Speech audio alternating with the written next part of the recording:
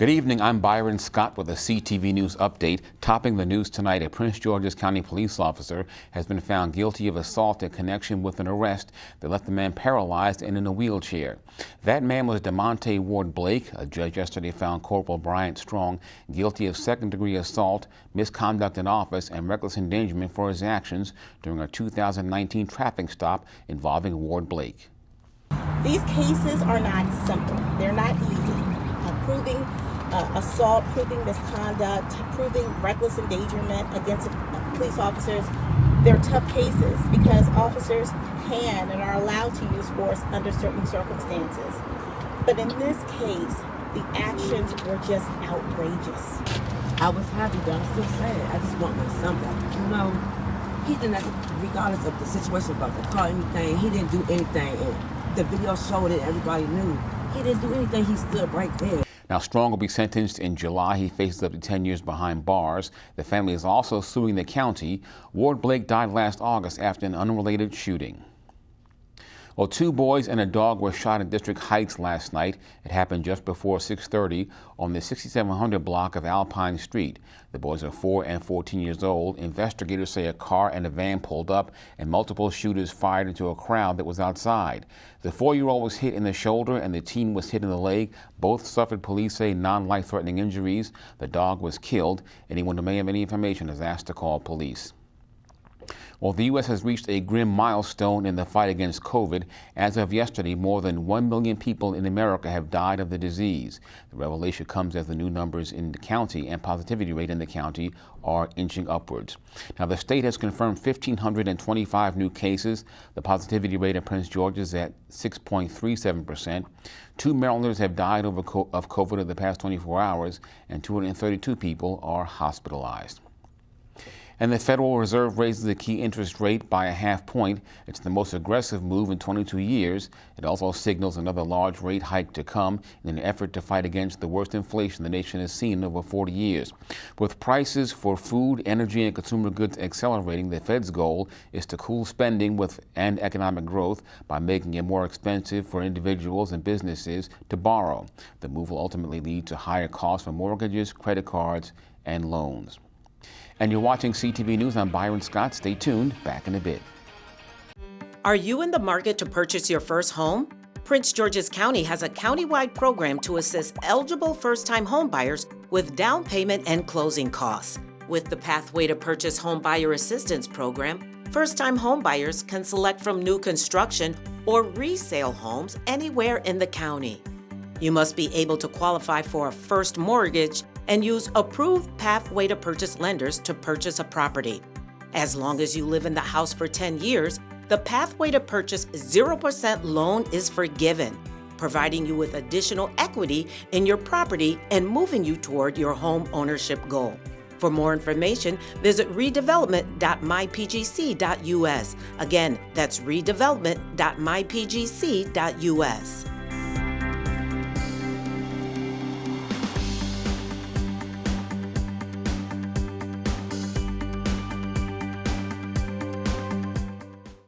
People do some pretty cool things in their 40s and 50s. Why should saving for retirement be any different? I mean, they go back to college, learn new instruments, start skateboarding. Okay, maybe that one's not for everybody, but saving for retirement is. With aceyourretirement.org, you can get on track with your retirement savings no matter your age. Just have a 3-minute chat with Avo, the friendly digital retirement coach from AARP. You'll get personalized recommendations based on your input that are easy to understand and work with your lifestyle. It's quick, easy, and free. Plus, it's sponsored by AARP, so you know they got your back. Woohoo! Gnarly move, Dad. Thanks, sweetie. So wherever you are in your retirement savings journey, head to aceyourretirement.org and start chatting with Avo today. That's aceyourretirement.org. Do you love sports? Then you should know about STEM. Because maximizing nutrition, analyzing peak muscle performance, calculating the perfect shot, and more are all made possible by science, technology, engineering, and math. In fact, there are more careers than ever in sports science. So if you have a passion for sports, Then think about getting involved in STEM and improve everyone's game on and off the field. Get inspired at SheCanSTEM.com. Welcome back. Prince George's police are working to determine a suspect and motive in connection with a shooting death in Temple Hills. It happened yesterday afternoon at around 1 o'clock on the 2400 block of Corning Avenue. That's where the victim was found in the street with gunshot wounds. Anyone with information is asked to contact police. And a former campaign manager for late House Speaker Michael Bush faces charges of theft from a state campaign account. According to the Daily Record, Alexandra Galbraith faces 8 charges connected with the alleged theft of more than $4,300. The funds are from a campaign account that included Bush and Senator Sarah Elfreth. Galbraith allegedly transferred the money to a mobile payment service for personal services. She faces jail time and a fine of up to $25,000. Well, yesterday we introduced you to the Pete brothers and their mom, Stephanie. Delante is now 23 and twins Jeremiah and Joseph are 21. Delante faced speech and language delays and was ultimately diagnosed with a learning disability and has ADHD. Joseph has cerebral palsy and wore braces on his legs as a child. Both twins were diagnosed with an intellectual disability.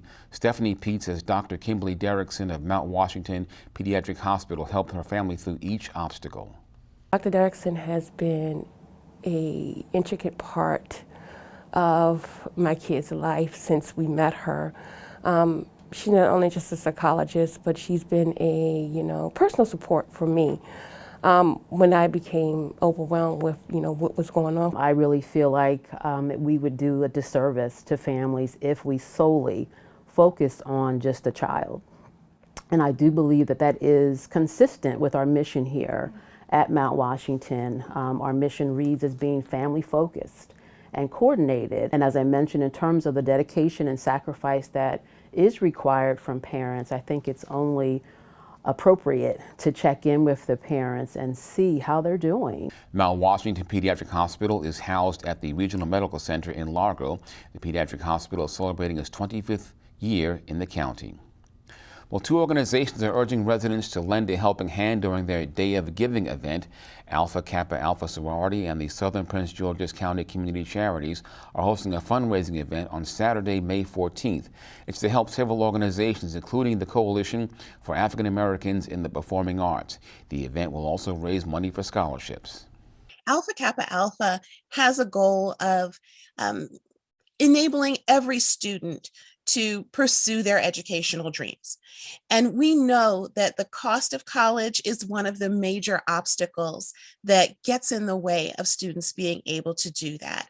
And so the support and funding that we're able to provide is a critical element of enabling students to achieve their educational goals. To give back and help the community, visit the website on your screen. And we'll have more news in just a bit. Please stay tuned.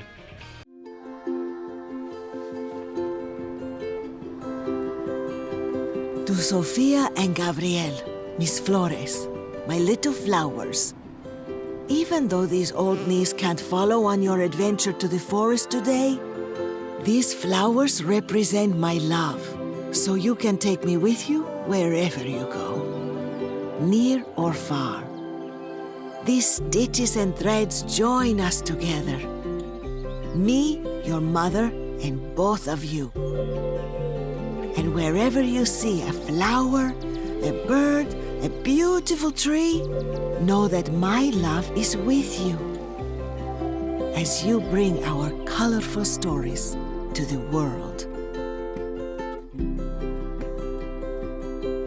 Make the forest part of your story at a park near you. Find one at discovertheforest.org.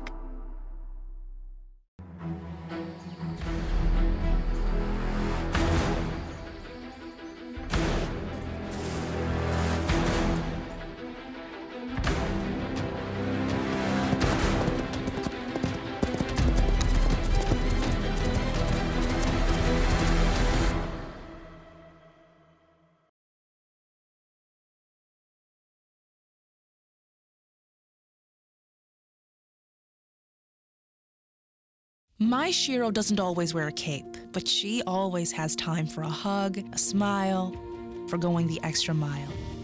My Shiro stretches every dollar, puts in long hours, puts others first. But now it's your time, Mom. When you're ready to retire, we want you to be able to enjoy it. It's time to start saving now. A free 3-minute online chat can give you the personalized tips you need to start boosting your retirement savings today. Visit aceyourretirement.org/Shiro. Welcome back. Slow down and move over. That's the law here in Maryland. Troopers will be joining an effort nationally this weekend to remind drivers to move over safely when an emergency vehicle is approaching. The National Highway Traffic Safety Administration is set to kick off the campaign tomorrow through Sunday. Remember, Maryland drivers must move over for police cars, tow trucks, emergency vehicles, and waste trucks with flashing lights. Well, before you head out to celebrate Cinco de Mayo, make sure you have a sober ride home. The Washington Regional Alcohol Program is teaming up with Lyft today. The rideshare service will offer one free ride home to users in the D.C. area, including Prince George's County, parts of the county. To get the promo code, download the Lyft app and enter the code SOBERRIDE in the payment tab. The code will be available from 4 tonight to 4 tomorrow morning. For more information, visit wrap.org. Well, they may look like a perfect St. Patrick's Day gift, but buyers beware. You may want to think twice about collecting old green books. According to the creator of the Poison Book Project, books with emerald green spines, covers, or pages could be laced with arsenic and other toxins. The books were mass-produced in the 1850s and are sitting in many libraries across the world.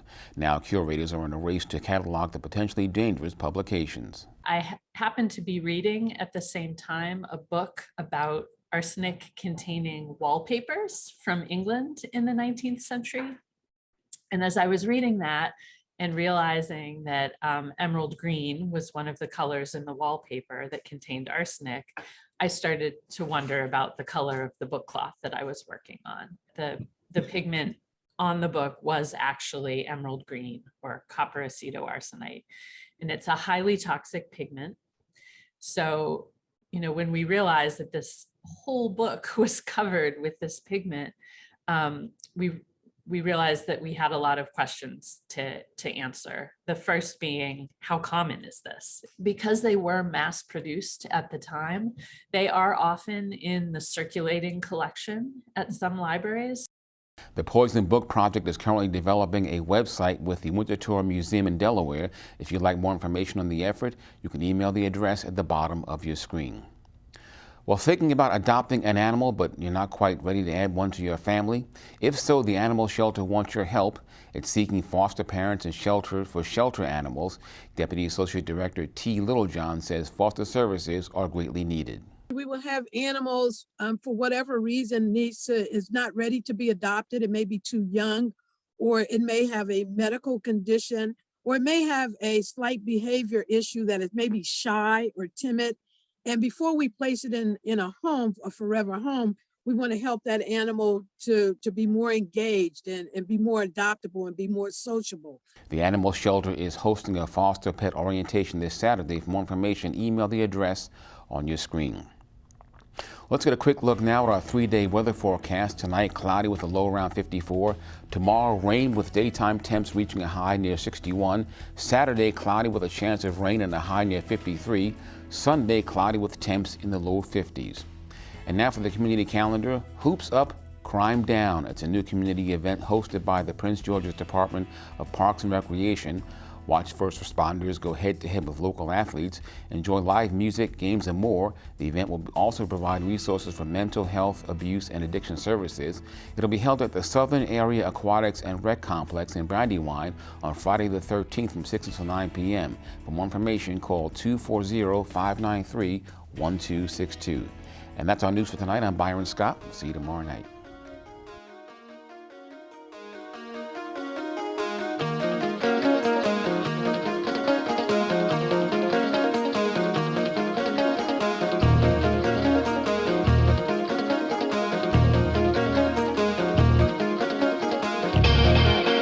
The coronavirus has affected the African American community in many ways, including a drastic drop in blood donations needed for patients with sickle cell disease. If you're healthy, please make an appointment to donate at redcrossblood.org.